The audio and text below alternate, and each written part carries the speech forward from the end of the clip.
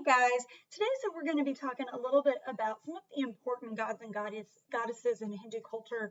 As we're talking through these, keep in mind that this is a bare minimum of some of the important gods. There are literally hundreds of thousands of Hindu gods. It is believed that, every Hindu is born with a personal god that's almost like a guardian angel. It's impossible to talk about all of them, but we do have a few of them that play important roles in Indian culture and tradition. So the first set of gods that we're going to look at are what are known as the Vedic gods. So these gods come out of those Vedic scriptures that came to India from the Aryans. We don't know if these are gods that were strictly Aryan gods and then they combined them with local Indian gods, or if, whatever. But they're going to differ a little bit from some of the later Hindu gods, but it's important to know kind of the basics of where they came from. So the first of these really important gods is Indra. So Indra is, as I said, one of these Vedic deity, and he is kind of seen as the king of the gods. He is the son of the sky father and earth mother, and he and his brothers kind of become like the main gods. Very similar to like Greek mythology, if you know anything about that. So as the king of the gods, he is the god of lightning, the god of thunder, and the god of rain and rivers. There's an important reason for the rivers, and we'll get to that in a second. But as you can see, kind of similar to the Greek Zeus, he is a hero warrior. The biggest kind of story myth around him is that he defeats the serpent Vitra, who is a demon. By doing that, he brings rain and sunshine into the world. This also liberates the cow and the rivers. So it brings like cows and rivers to India, basically. So these are important parts of Indian culture. So it makes sense that it's going to go with their main god, right? Now, as kind of the post-Vedic period happens and other texts are written, he does become less important, but he is still there kind of as the ancient king of the gods. The next one that we have is his brother Agni. So Agni also is a Vedic god. He is the gods of fire and the god of sacrifices. And these are very linked because sacrifice comes with fire, right? When you are sacrificing something, you use fire. He is, as I said, the brother of Indra, and he plays a lot of important roles even today in Hindu rites and rituals. Fire itself, when we talk about sacrifice, it could mean like the sacrifice of a human or an animal, but not necessarily. It could just be the burning of incense or the burning of like flowers or food or something. And fire plays an important role in Hindu festivals and rituals. So in weddings, for example, it's an important part of that. The Diwali festival, which is the full of light in Indian culture, and it's going to be that. There's also a ritual called the Agnohotra, which I'm sure I mispronounced, and it is this ritual of keeping a fire constantly burning in your home, kind of as a representative of Agni. So Agni, more so than Indra, is still an important part of Indian culture, even though he is a Vedic god. However, as we move out of the Vedic period and into the post-Vedic period, there are other gods that become more powerful and more important. And specifically, similar to the Christian Trinity, Hindu has what is called Trimurti, or a Trinity, of three very important gods. The first of these is Brahma. So these Trinity gods are very much considered to be the main representative of Brahman, right? Remember that universal soul, that universal spirit. So it kind of makes sense that Brahma is going to have a name in common. So Brahma of the Hindu Trinity is the creator. Now, one of the key things to understand about Hinduism is that Hinduism is considered a cyclical. They see time as cyclical, which means it moves in a circle rather than a straight line. So to Hindus, the earth is always being created and destroyed, and it happens over and over again, right? However, Brahma's role is really only important in terms of creation. So he creates and then recreates everything in the universe. So he is depicted as having 4 heads or 4 faces. Each of the faces represent the 4 directions, so north, south, east, and west. In his hands and with him, he often holds symbols of knowledge and creation. Knowledge and creation kind of go hand in hand. So you can see right here, he is holding an excerpt of Sanskrit. So that is that classical writing. The lotus flower is a very important Hindu symbol, and it is a symbol of creation. So that is a big one. So he is often depicted either sitting on a lotus flower or holding a lotus flower, and usually there is a swan nearby. It was believed in ancient times that swans were eternal, that they didn't die, and so that's kind of where that symbol of creation comes in. His consort or his wife is Saraswati. We'll talk about her in just a second, but she is kind of the female version of him, has a very similar role to what he has. And now, as I mentioned, he is the least worshipped of the Trinity, because once creation happens, his job is done until creation needs to happen again. So Brahma kind of gets like, not necessarily moved to the back burner, but the other 2 members of the Trinity are considered to be much more important. Brahma kind of gets to hang out and chill, right, after he finishes creation. The next one of the Hindu Trinity is Vishnu. Now, Vishnu is probably the most important of the 3 Hindus. He is the preserver. So after creation, it is Vishnu's job to keep the world moving, to keep the world in motion, to preserve humanity, to preserve the world. And his job, like I said, is to maintain that order and harmony of the universe. His consort is Lakshmi, so that is his wife. And really, the reason Vishnu is so important is because Vishnu is very active. He comes to Earth.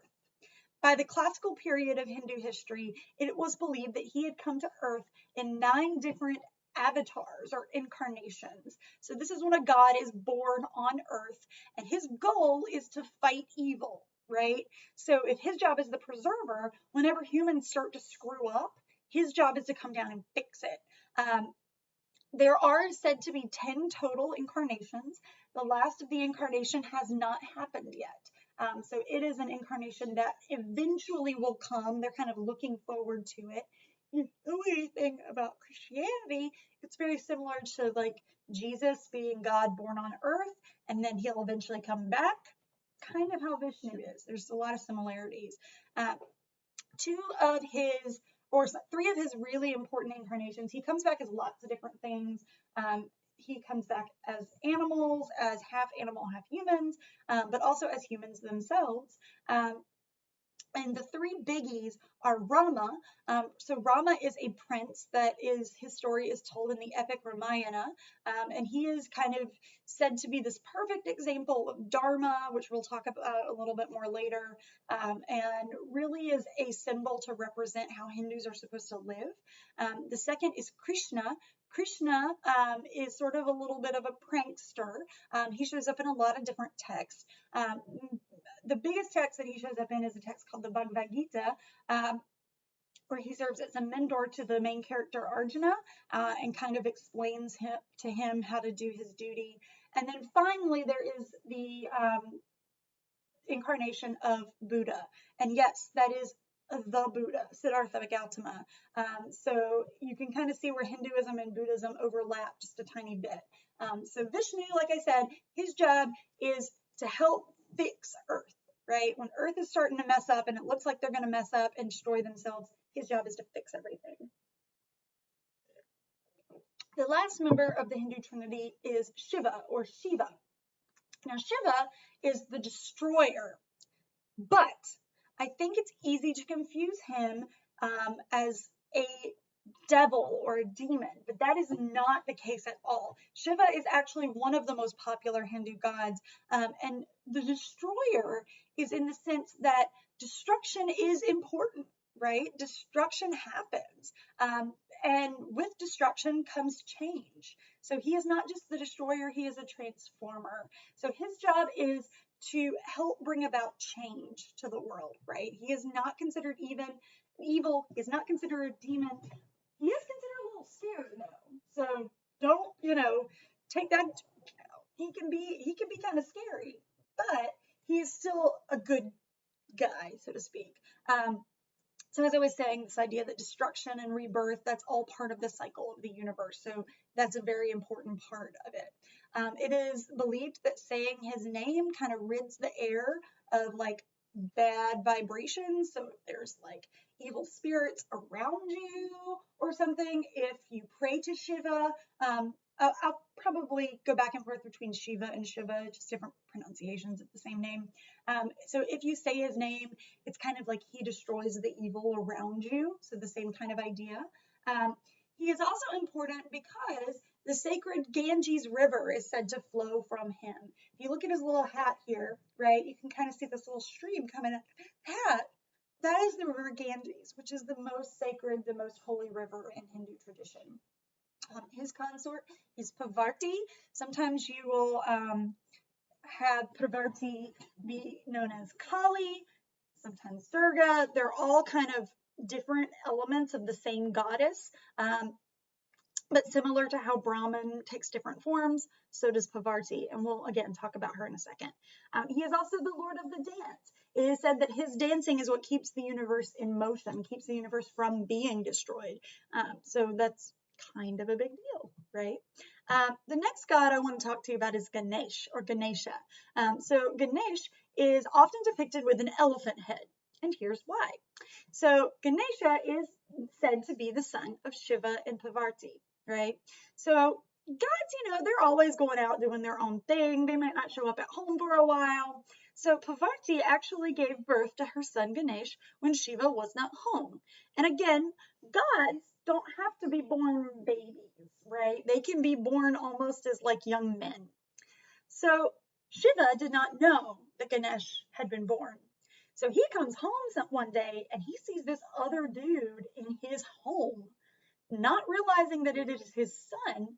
He cuts off his head, thinking that he had, killed this intruder into his home.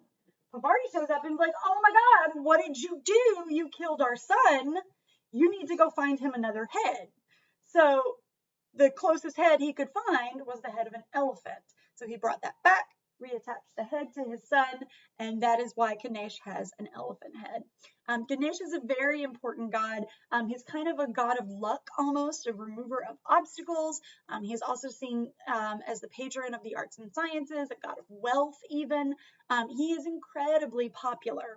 And in fact, several years ago, I think it was in the 90s, there is a really important kind of milk miracle that is surrounded to Ganesh. I want to show you this short little video here that'll tell you a little bit about that and just kind of give you a picture of Ganesh as a god and why he is so well beloved in India. I'm going to move me out of the way.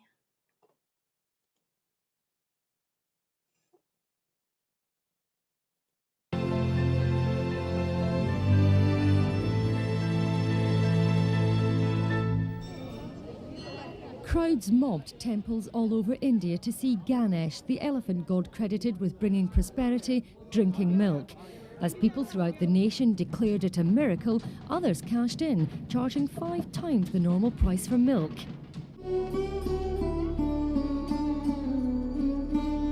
जिस दिन भगवान गणपति ने दूध पिया, उस दिन ऐसे लग रहा था जैसे कोई विशेष दिवाली का या होली का त्योहार सा हो। पूरे उससे भी ज़्यादा उमंग और लहर दौड़ी हुई थी, बड़े खुश हो रहे थे, चारों तरफ एक दूसरे को सूचना दे रहे थे कि हाँ जी आपको पता है, जो पिला भी आए वो दूसरे को कह रहे हैं, दूसरा उसको कह रहा है। तो दिन भर ऐसा मेला लगा रहा जैसे शायद त्योहार वाले दिन भी इतना मेला नहीं होता। हिंदुओं के लिए इतना महत्वपूर्ण दिन है कि जिसका कोई वर्णन नहीं किया जा सकता।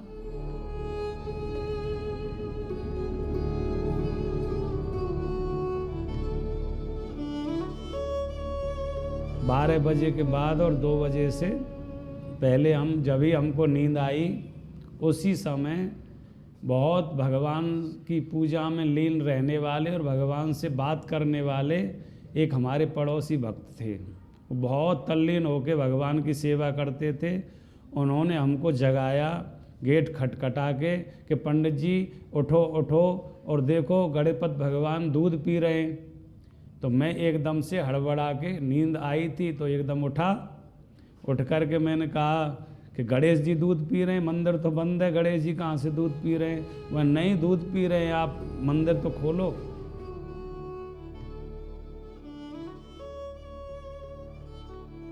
मैंने उठ कर के, और दूध होगा आपके पास? मैं दूध तो जरूर होगा भगवान की कृपा से। तो थोड़ा सा कटोरी में दूध डाला, एक चम्मच ली, मंदिर के पट खोले, खोलने के बाद भगवान गणपति के दरबार में हम पहुंच गए। जा कर के हमने कौली में ये ऐसे, हमारे पास कटोरी में हमने थोड़ा जो दूध था वो दूध डाला और चम्मच से दूध लिया, मान कि कहाँ पी रहे हैं, तो वहाँ हम पहुँच गए। तो वो इस प्रकार से जैसे ही लगाया हमने, तो भगवान गणपति ऐसे चूस रहे जैसे ऐसे करके हम जो है नलकी से फ्रूटी वगैरह पीते हैं, ठीक उसी प्रकार से दूध अंदर, चम्मच हमने हल्का सा ऐसे किया और दूध अंदर गया। So widespread were the reports of a miracle throughout the world that India's Federal Department of Science and Technology was asked to investigate. They were sceptical and said the molecules of milk were being drawn from the spool by the texture of the statues. लाखों की लोग line लग गई मंदिरों में, अपने में तो लगी। उसके बाद जैसे जैसे सूचना मिली, संदेश मिला लोगों को, समाचार न्यूज मिलते ही कि ऐसा हो रहा है, एक दूसरे को फिर हर मंदिरों में भीड़ लग गई। हमारे यहाँ भी शाम तक लगी रही भीड़, लाइन की लाइन चल रहे हैं लोग, शाम तक दूध ला रहे हैं, फिर थैली की थैली ला रहे हैं, दूधों को जो पिलाते जा रहे हैं, जाते जा रहे हैं।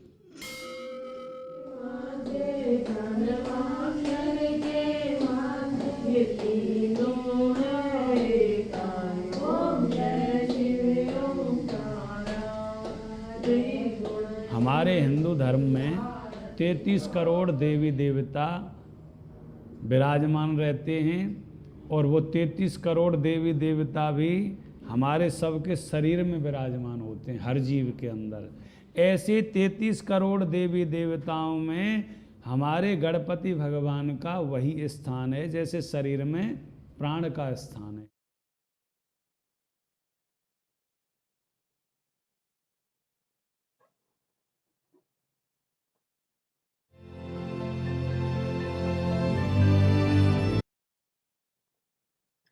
Right. So science has tried to explain kind of what happened, but there have never been like really satisfactory answers. So it's just kind of a unique thing. I actually had a friend in middle school and high school who was from India, and she told me that she actually witnessed one of these. So who knows, right? The next thing to understand about Ganesh, he's often shown riding or being attended by a white mouse. That is like a symbol of prosperity and luck. But one of the reasons that he's so important is because he is often identified with the mantra Om. Right? We're going to talk more about what that is in a little bit. But basically, this is the holy symbol, right? It is meant to represent Brahman. So if you look at this little excerpt here, this is from one of the holy texts, and Ganapati, that's just another way of saying Ganesh, lots of different words. So, O Lord Ganapati, you are the Trinity, the Triumvirate, the Trimurti, Brahma, Vishnu, and Manesha, that's Shiva. You are Indra, you are fire and air. Those are the two brothers of Indra. You are the sun, this is the sun god, you are the moon, and you are Brahman. You are the earth, space, and heaven. You are Om. That is to say, you are all of this, right? So it's this idea that he kind of represents Brahman in a physical form. So that's part of the reason that he is so important. So the next ones that I want to talk about here are the female trinity. So these, as I mentioned, are the consorts of Brahma, Vishnu, and Shiva. So the first is Sawarti. She is the goddess of learning and music. Prayers to Sawarti are often offered to her before kind of an intellectual pursuit. If you remember, I said that for Brahma, intellect is part of creation, so it kind of makes sense that she is there. The next goddess is Lakshmi. She is the goddess of good fortune and wealth. She is often always seen in one of Vishnu's incarnations. So for example, in the story of the Ramayana, where Vishnu takes the form of Rama, his wife is an incarnation of Lakshmi. And then there is Parvati. She is the goddess of fertility, love, devotion. Shiva and Parvati are often, there's a lot of like sexual activity that's surrounded with those two. You know, that's a big part of the religion itself. And then there is a branch of Hinduism that worship Shaktism, which again, pronouncing terribly, but it's a branch of Hinduism that rather than Brahma worships the supreme as a divine mother, where the goddesses are more important than the gods. So rather than putting emphasis on Brahma, Vishnu, and Shiva, they would put emphasis on Savarti, Lakshmi, and Parvati. And so this is just another sect of Hinduism. There are a lot of different branches, a lot of different forms, but that is just kind of one of the unique ones. The last goddess that I want to talk about here is Durga and Kali. So Durga is sometimes said to be a form of Parvati, sometimes she is her own thing, but her job is to combat evil and demonic forces that threaten peace and kind of restore the Dharma. Durga is one scary lady, right? Now, to her followers, she can be very compassionate, but to her enemies, she is incredibly frightening. She's often shown riding a lion or a tiger. She is, she uses the sword, the bow. She is a warrior, right? And her stories surround her defeating demons. Now, when she gets real mad, that's when Kali comes out. So Kali is a pure personification of Durga's fury. She is a goddess of destruction, which is why she is often kind of, again, shown in conjunction with Shiva. But I want to zoom in on her picture here a little bit. So if you look at her, again, one scary lady. You can see that she has the corpses of the men that she's defeated all around her feet. This is the head of a demon she defeated who is constantly dripping blood. So she's got to have the plate to catch the blood. Even her hands are blood stained. She is carrying the weapon. Her skirt is the arms of people she's killed. She wears the heads of her victims around her neck. She is meant to be horrifying, right? And that's an important part. Again, people who follow her and worship her, she doesn't necessarily, she's not a demon, but she is one scary lady, right? So last but not least, I think it's an important point to talk about is the cow itself. So oftentimes I think that one of the stereotypes of Hinduism is that cows are holy or sacred, and that's actually true. There are a lot of reasons for it. Now, the first thing to say is that cows are not necessarily worshipped by Hindus in the same way that gods are, but they are highly respected and venerated, right? There is a lot of holiness associated with them without them being like bowed down to and worshipped. They're incredibly important to Indian society. India is primarily an agricultural society and has been for most of its history. Cows are incredibly important for that. They provide, milk. They provide meat for when Hindus ate meat. They actually don't mostly anymore, but they're incredibly important. The cow is often also seen as a caretaker or maternal figure. So if you think about a cow, like often what we think about is that we use cows for milk, right? And in order for a cow to produce milk, it has to have calves, and cows take care of their calves. So in many ways, the cow sort of represents kind of the earth as a mother, right? The earth goddess is often represented in the form of a cow, right? And so it's kind of this very maternal, very caring thing.